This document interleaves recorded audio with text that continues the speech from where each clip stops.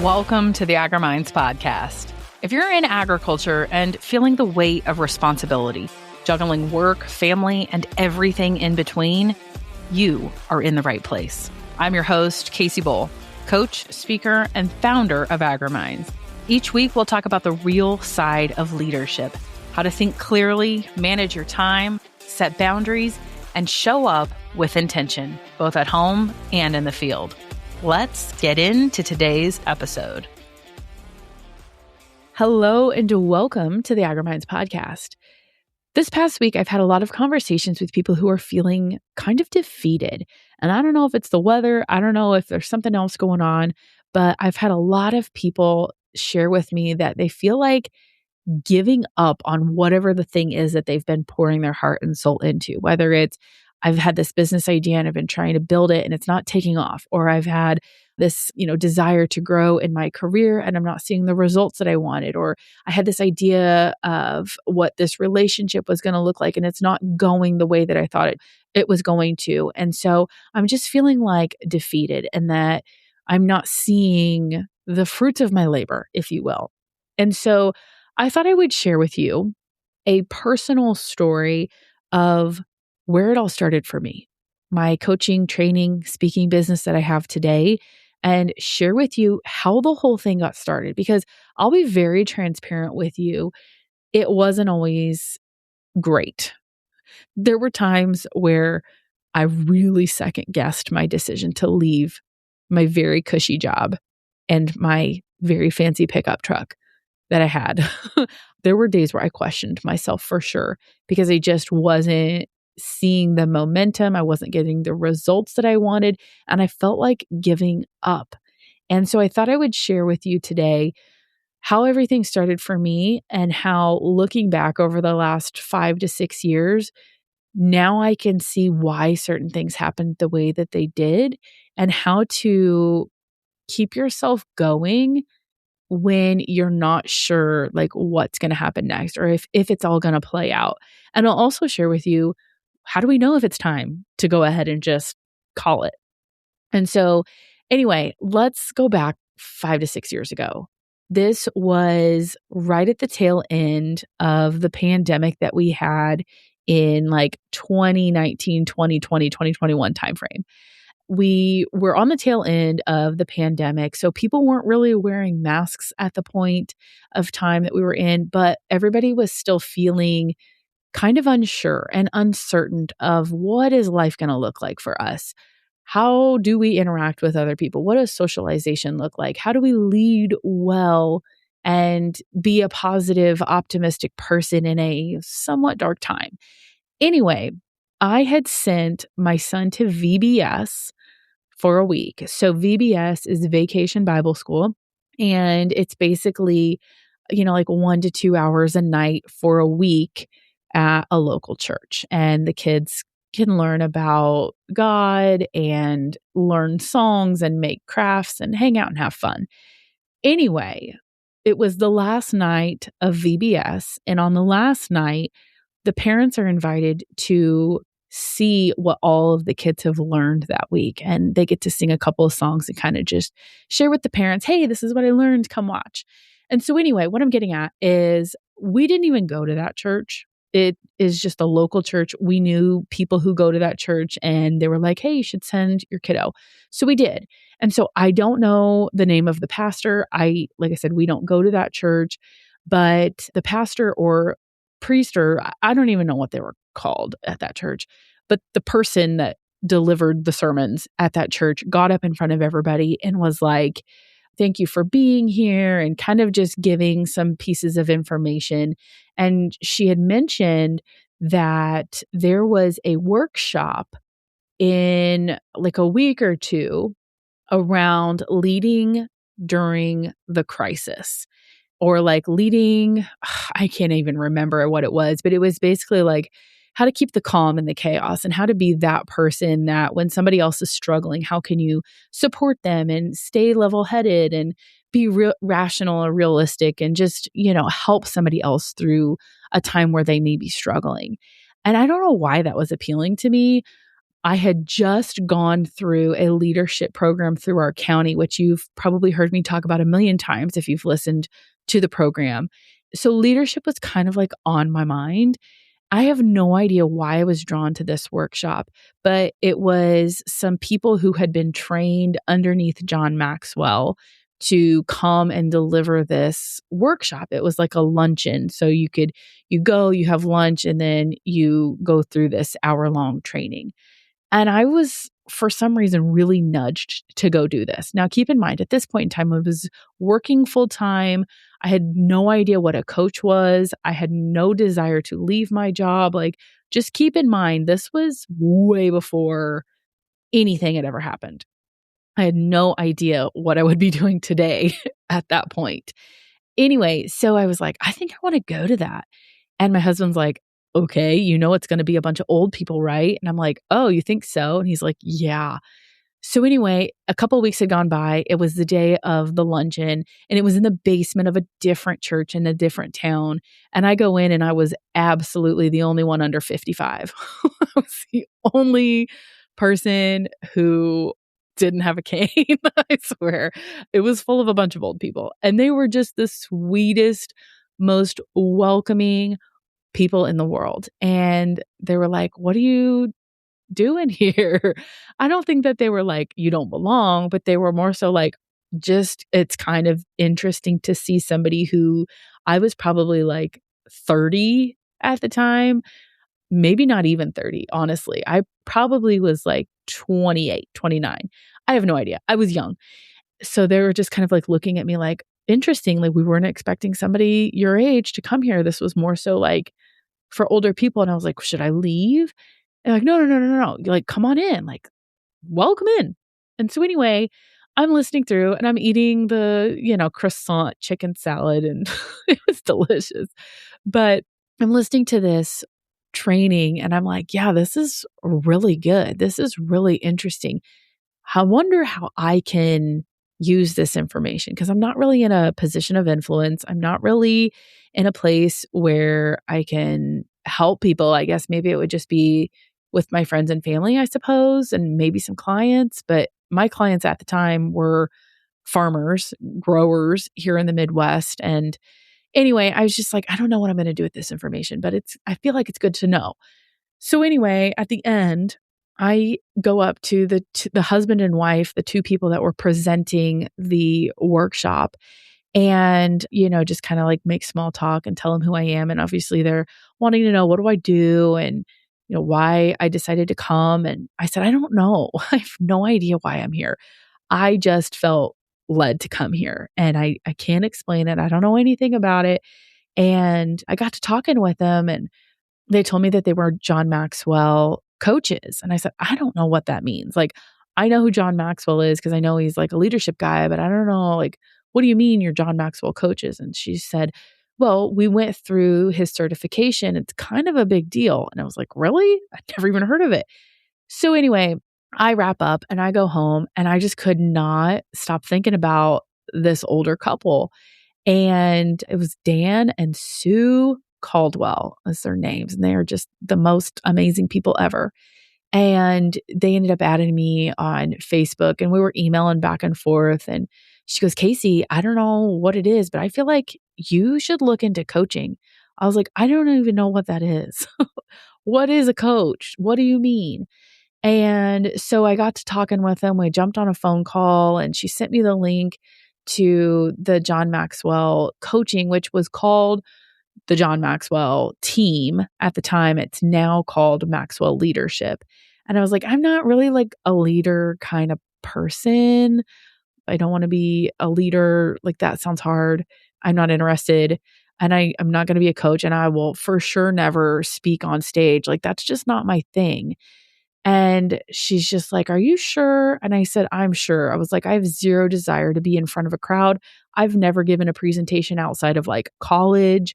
I don't think that's for me. Thanks for thinking about me though. I think it's good information. However, like, that's not my thing. If you're listening to this episode thinking, wow, this is exactly how I've been feeling lately, I want you to know you are not alone. AgriMinds is not about adding one more thing to your already full plate. It's about helping you navigate those pressures, the stress, leadership, and responsibilities that you're already carrying with more clarity, support, and intention. Inside AgriMinds, you'll find practical tools, coaching, leadership development, and a community full of agriculture professionals who truly understand the realities of this life. If you're ready to stop just surviving your days and start leading them with more intention, the link to learn more is in the show notes.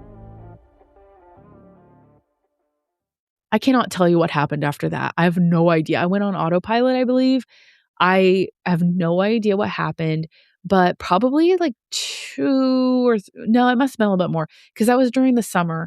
And then come like November, December timeframe, I got a call from one of the people that works at that Maxwell Leadership company. And they're like, Dan and Sue, they called us and they said, we ought to call you because you need to be here. And I was like, nah, you got me all wrong. That's not where I'm supposed to be. That's not what I'm supposed to be doing. I'm meant to climb the corporate ladder, make a bunch of money so that way I can go home and afford to farm. That's what I'm supposed to do with my life. And she's like, are you sure? I'm not trying to pressure you into this, but we just really think you ought to give this a try. And I was like, well, what's the worst that could happen, right? Like I'm out, I think it was like a couple $1,000 at the time.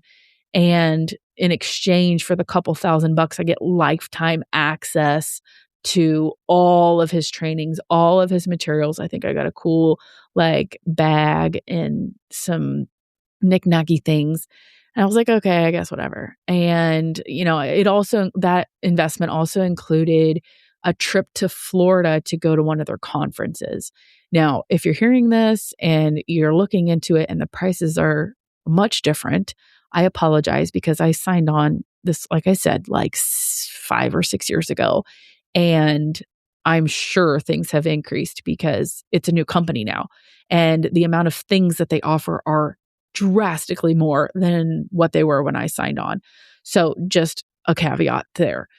Anyway, so I was like, all right, fine, I'll sign up. So I signed up and I logged in because you get instant access to like the hub of material online. I signed on. I was like, oh my gosh, what did I just unlock? And so I start watching some of the trainings and I'm reading through some of the stuff. And I was like, whoa, I had no idea like a world like this existed. I mean, I grew up in the country on a dirt road. We didn't talk about leadership. We didn't talk about professional development. We didn't talk about personal growth. What is all this stuff? And I couldn't shut it off. And so anyway, I kind of just was like, this is amazing. I am obsessed. I don't know what this is. So from there, I was like, I wonder if there's other people in agriculture who talk about this stuff. I wonder if there's other people who are like me who want to have conversations around mindset and leadership and how to just be a better person. And so I started a Facebook group. This was like kind of back before everybody had Facebook groups. It was kind of like there was a small amount of groups at that time. So I was like, okay, we're going to see how this goes. Made the Facebook group. When I tell you it blew up, I had like 500 people in that group in the first couple of days that I had it open. I was like, I had no idea this many people in agriculture wanted to talk about this stuff. And so anyway, it was kind of fun for a while. And then I started getting message after message after message, like private messages on social media around like, hey, here's something I'm going through. What are your thoughts on this? Or do you know anybody who has XYZ thing? And I was like, I don't know why you're asking me. Like, I don't have the answers. I just wanted to create a group because I was hoping some of y'all had the answers. And so I found myself kind of in a position where people assumed that I knew the answers and that I had resources because I had put this group together. And I was like, there's something here. There's something here. And I don't know what to do with it yet, but I'm going to go with it. So I kept learning and eventually decided to become a certified leadership coach through John Maxwell. And I did, and I didn't know what that meant, but I was talking about some of that stuff. And then next thing I know, I have like a whole thing and I started charging people for having calls with me. And next thing I knew, like my calendar was full. And at this point, probably 2 years had gone by. And so I was like, what am I going to do with this information? Should I take this and do it full time? And I was really, really contemplating if I should leave my full time job and become a coach full time. It was possible. I think I could have done it. However, that exact same week that I was like, I think I can do this. I think I'm going to start like really getting serious about building a business. That same week, a company reached out to me and said, hey, we've got this job opportunity and we'd love to have you. And it was ideal. I mean, I'm talking, it checked all of the boxes for me. And I was like, okay, well, I guess maybe it doesn't make sense for me to go in this business. Maybe this isn't what I was supposed to be doing. Maybe I got greedy. Maybe I shouldn't be charging money for offering guidance and advice and just kind of being there for people. Maybe that wasn't the right move. And God's saying, whoa, slow your horses, lady. Get yourself out of here. So I pulled back the reins very, very quickly. And I was like, turns out I'm not supposed to be a business owner. I'm supposed to go grow in my career and take this huge promotion, this pay increase, and this amazing dream job. And I was like, cool, I'm going all in. And so I started this job. I started on Valentine's Day. So it was February. And then in March, I found out I was pregnant with my second child. And I'm like, what the world? What the heck? I just got here. I just got this dream job. And now all of a sudden, well, this is interesting. And so I was like, well, maybe I made the wrong choice. Maybe I wasn't supposed to do that. However, I had a conversation with my boss and I was like, hey, turns out I'm going to have to go on maternity leave in like 9 months. And here's what's going on. And I went through all of my pregnancy working full time. And then that winter, because I was due in December, that winter, I was feeling so conflicted. I was like, I really don't want to go back to work after this, but bills. And so I was contemplating what I should do. And I had an amazing maternity leave at this company. I mean, I'm talking, I wasn't due until December, but my maternity leave started at the beginning of November because they had a nesting period. And then since it was the end of the year, I could have utilized the remaining balance of that year's PTO before November. And then I could use obviously the maternity leave from January through however, I think it was like 12 weeks or something. And then I could have utilized some more vacation time, PTO time following that. So, I mean, I had like 4.5 months off or something like that because there was all the Christmas time and all that stuff too that I could have used. So it was crazy. I had a ton of time, 4 months or something. And so I put my head down and I was like, okay, this is going to be like your test run. If you make money while you're on maternity leave, that's going to be the sign that you can do this full time. And then by the time you get done with maternity leave, you can turn your 2 weeks in and you can be done. So let's give it a go. And the afternoon that I decided, like, that's what I'm going to try to do, somebody reached out to me and asked if I'd be interested in being a keynote speaker at a conference. And I was like, I don't think you got the right girl. I've never delivered a keynote, let alone spoken in front of anybody ever. And they're like, that's okay. We love your message. We love what you've been talking about on social media. We love that you are bringing these types of conversations to the agriculture industry. And we want you to come talk to our organization about it. And I was like, are you sure? I was like, I don't know if I'm cut out for this. I don't know. Like, I've not successfully exited my job. Like, I'm still working full time. And so they're like, yeah, come on. And then I ended up signing on a one-on-one coaching client with the expectation that we would be meeting outside of working hours. And I had made some more money from random strategy call type things where it wasn't long-term coaching. It was just like, hey, can I pick your brain for an hour? Can I pick your brain for a couple of hours? Yep. So I ended up booking a couple of those. I made a ton of money on maternity leave that I was not expecting to make. I was like, I think I can do something with this. And so I did. I left my job in May and I've been working for myself ever since. Looking back though, I didn't understand it. I didn't understand why the second I thought I was ready to take the next step and like go full time on my own business, some other opportunity came up, or why it happened the way that it did. And I didn't understand why I felt led to go to this workshop, this luncheon with a group of old people in the basement of a church randomly. I didn't understand it at the time, but looking back, it all makes sense. And that was a 5-year long journey at the minimum.